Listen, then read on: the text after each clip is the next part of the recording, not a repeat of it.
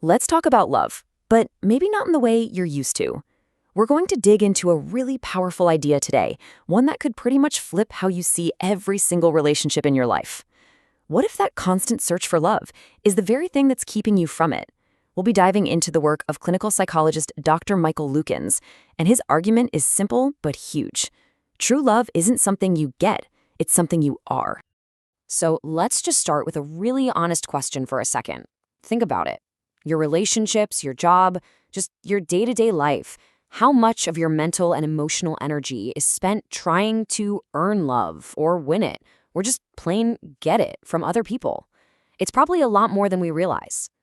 But what if that whole mission, this endless project of trying to be loved, is completely backward? What if looking for love out there is the very reason we feel like we never have enough of it? That's the core idea we're going to unpack. To really get why this approach doesn't work, we have to look at the mindset most of us are running on by default. We can call it the scarcity trap of love, and you might not even know you're in it. So this is what that scarcity mindset looks like. It starts with this idea that love is some kind of limited resource that only comes from other people. And because it's external, well, it feels scarce and it feels totally out of our control. And what does that do? It turns us into managers, right? Trying to control how people see us to make sure we get our supply of love. Constantly keeping score. Am I getting enough? Is it good enough? And this is where it gets really, really painful. It creates this heartbreaking paradox, and this quote just nails it. We want so badly to be loved for who we really are, for our authentic selves. But in that quest, we start performing. We try to be who we think they want us to be. We're so terrified they won't love the real us that we put on a show, and then even if we get love, it feels hollow because it's not even for us.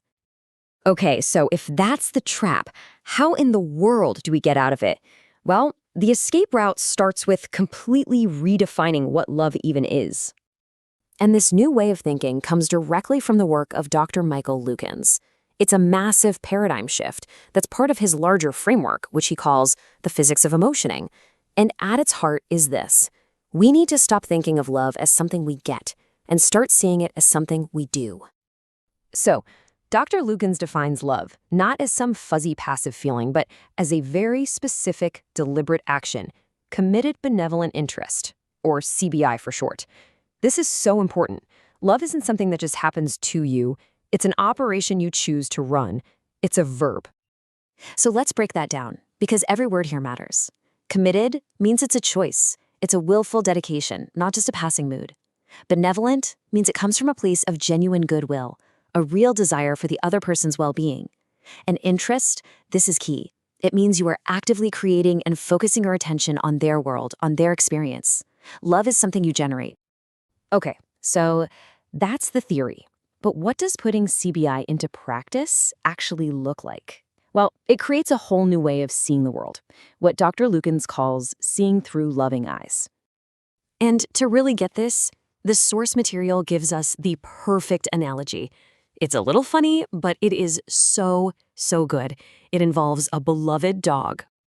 Okay, picture this. Your dog, who you adore, proudly trots up and drops a dead squirrel at your feet, or maybe a gross piece of garbage.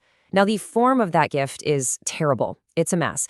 But if you're looking through loving eyes, you don't just see the gross thing. You see the intention. You see a gift. You see your dog trying to share with you, to contribute to the family. You see the love behind the really, really flawed delivery. And here is the profound result. When you decide to be the source of love, when you look out through those loving eyes, you suddenly realize you are surrounded by an abundance of good enough love that was totally invisible to you before. You stop measuring scarcity because you are busy generating abundance. This whole perspective, it gives you a kind of emotional X-ray vision. So when someone gives you some clumsy criticism, instead of just feeling the sting, you can actually see the loving intent behind it, that maybe they were just trying to help, even if they did it badly. You learn to see the love behind all the dead squirrels in your life. But what happens if we don't choose this path?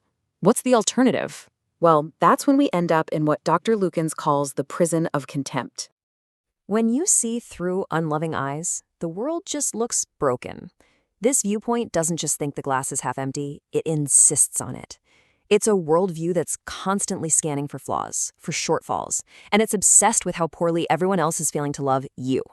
And the whole time, it's completely aligned to the fact that there's no love coming from its own eyes. And contempt isn't just a bad mood. It's a trap that seals itself shut. It works like this. It starts with a real hurt, a real disappointment. Then you build up an angry defense to protect yourself from that pain. But over time, you start defending the defense itself, until finally, you're just trapped inside this hardened worldview where nothing good can get in or out. It's a prison you build and lock from the inside. And this quote from the source material, it sums up the end result of that prison of contempt perfectly. It is a bleak, cynical, and incredibly lonely place to live, where love doesn't even seem possible. So, how do we make sure we choose the path of loving eyes and stay out of that prison? It all comes down to making one fundamental decision about what your mission in life is. It's the decision to become the source.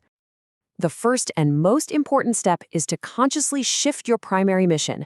Most of us, without even thinking about it, have made our mission to be loved. The key is to deliberately change that mission statement, to make your life's work about being loving. And this slide just makes that shift crystal clear. You stop asking the old question, how much or how well am I loved by others? And you start asking the new question, how much and how well do I love? You take all that energy you were spending on measuring what's coming in, and you pour it into what you're putting out. So I'll leave you with this to think about.